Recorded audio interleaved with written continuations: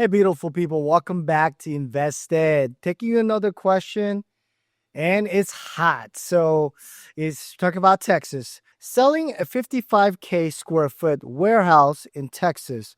How much of the success comes from cold calling versus existing network? This individual has a long question, but boils down to is this individual selling got a broker, but the broker doesn't have a commercial background. Their expertise is residential, which limits his or her network. So this individual's question is, cold calling is good enough and they're marketing, but this individual's doing the best they can do, but they're not getting traction. So when does it come into play when you switch brokers? Do we expect them to do more cold calling, more outreach? They're just trying to get some feedback on that. And that's a very good question. So let me unpack this in a few ways. Number one, commercial real estate broker versus a residential realtor. In every field, there's going to be very good experts and advisors for that. But you have to understand, if you're trying to build something, I mean, let's just use IKEA desk, right? You get an IKEA desk you buy and you have to assemble it yourself. And is it faster if you have the right tools, or is it better with a hammer? I don't know. Maybe you can build it with a hammer, but I don't think it's going to come out very well. So using a proper tools in the toolbox is going to make your life much easier. So with that said, assuming apple to apple on expertise and everything, you want to go with the specialty. If you're selling an industrial asset, I think individuals said warehouse, 55K square foot, it's not very large. So let's put that aside and just talk about the broker, and that's number one. Realtor, industrial broker. Industrial broker is going to know much more about that market, that asset class. So even though that person is a realtor in ABC, Texas, they might know the market, they might know the area, but they do not know the commercial industrial market. Like who's looking for logistics center? Who's looking for housing? Is it recycling?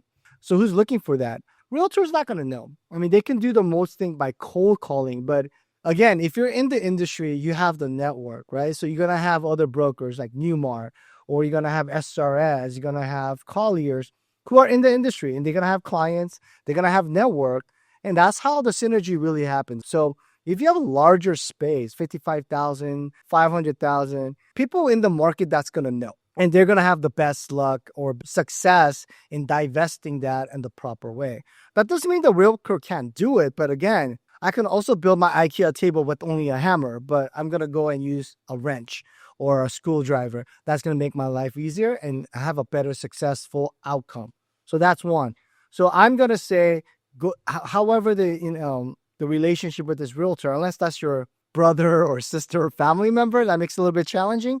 But if it's strictly for business, you should use the right specialist that's going to be able to do the best job for you. Okay, that's one. And how long does the asset typically stay on the market? I mean, that all depends. It's also like supply and demand. Is there a lot of supply? Is there a lot of 55,000 square foot warehouses in the market right now in your submarket? If that's the case, there might be more supply than the demand. And if there's the demand there, they're going to always go look for the better asset or the better quality before they walk it down, right? So that can have some factors into how long he stays on the market. Also, if he stays longer on the market, that means you might be priced incorrectly. As an example, I mean, if you have something in the market that's like, let's say $20 million, your broker tells you 20 million, but you get no cost, then you know you're outpriced. If the market is strong, everything's good, but you're not getting the interest or inquiries into it, then that means you're overpriced. I mean, if you bring it to 19 million, you make a few phone calls. Then again, you're mispricing the market. Now you get 18. Wow, now you get like 7 or 8 offers in at the right price. So getting the right broker, tying it back to the number one, is that they're going to guide you properly. They're not going to say, oh, this is beautiful, you could sell for $50 million. Of course, if they do that, they're always going to get the listing, but now you're going to be, what? Just sitting there twirling your thumb because there's no activity, right? So you have to understand what the realistic value and the realistic market comp for your asset class. And who's going to be best to give you that? A specialist that understands that product and the market. And that's going to be able to alleviate that absorption period or the divestment period shorter. the longer your asset stays on the market, it doesn't do you any good. Because as an example, if it stays on the market for 365 days, someone that might be interested is like, ooh, it's been on the market for a very long time. Maybe there's something wrong with that asset. They're going to come and lowball you, or they're going to just pass on that. So sentiment is optics, and marketing is also important based on the timeline that you want to achieve. And I think the question is, when it comes to getting a deal done, assuming the broker has the basic skills and knowledge, how much does success come down to their experience in the specific asset class versus how aggressive they are cold calling and outreach? I think it's going to be both. However, I had the most success from my experience is getting the right broker, because cold calling is great, but if they've been doing this warehouse or industrial project for 22 years and their reputation is very good and they have a lot of listings, they have case studies, they can show you what they have done in the past, you're going to have better success. Why? Because they're going to have older clients that have purchased from them or sold from them. They also have the buyers that they bought previously. They're connected within the network. It can be Lee and Associates that they know from their organization as SOAR or CCIM. So they're going to reach out to all these people, right? And also, if you have a national company, right, like CBRE listing, they're going to be able to reach out to their national network to get the feedback, who's in the database. If there is if you're in Texas, there might be a buyer who's interested in this asset class in Chicago, Illinois. Then the CBRE office in Chicago, Illinois, since you're in the network, you're going to say, hey, my client is actually looking for that. Can you send me the specifics of it, or the war room or the data room? So there's no one right strategy. I think there has to be both: cold calling, outreach, network, and also being educated in that asset class with a lot of reputation and history.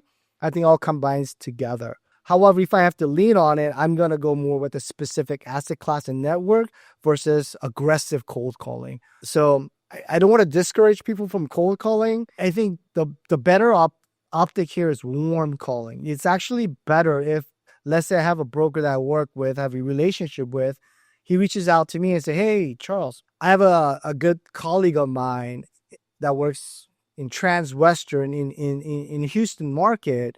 He has a client that's selling about 55,000 square foot warehouse. I know your portfolios and your funds invest in Class B assets throughout the nation. Would you have interest in it? Here's a brief teaser with the NOI, the vintage in the area, and the zoning requirement. And would you have interest in that? Then I'm going to be more inclined to listen to that because I have a relationship with this broker at Transwestern in Chicago, Illinois. I'll be like, hey, Bill, thanks for sending that over. Let me take a look at it. Yeah, I definitely have interest in that. So you have a higher conversion ratio with warm calls versus cold calls. Think about you. If you got cold calls from AT&T every day saying, sure, I know you have Verizon. Would you like to come over to AT&T all the time? How aggressive doesn't matter. You're just going to get annoyed. So aggressive outreach tactfully or done the right way is effective. But if you're just calling for the sake of calling, sometimes it has a negative effect. And you don't want to have your broker or your representative be so desperate to get this thing sold that it comes across like desperate over the phone. And you're like, hey, something's wrong with this asset either, right? Hopefully that information was helpful. And if you have any specific questions after listening to the video, please provide comments. We'll try to address that for you. If you found this content helpful, please like, subscribe, and follow. Thank you very much.